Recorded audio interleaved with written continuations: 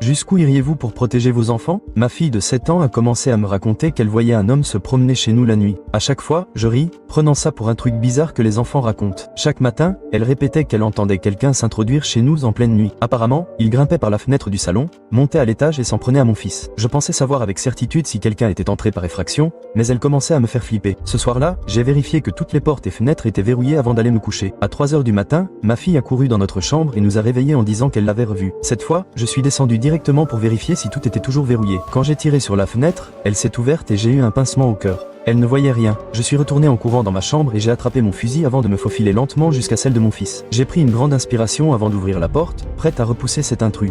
Il faisait sombre, alors je n'ai vu que ce qui ressemblait à un homme adulte qui attrapait mon fils, et j'étais à 2 doigts de tirer. Mon fils m'a crié d'arrêter, et j'ai allumé la lumière. L'homme que j'avais aperçu était bien plus jeune que je ne le pensais. Honnêtement, il m'a fallu quelques secondes avant de comprendre ce qui se passait. Il s'est avéré que cet homme était en fait le fils de mon fils.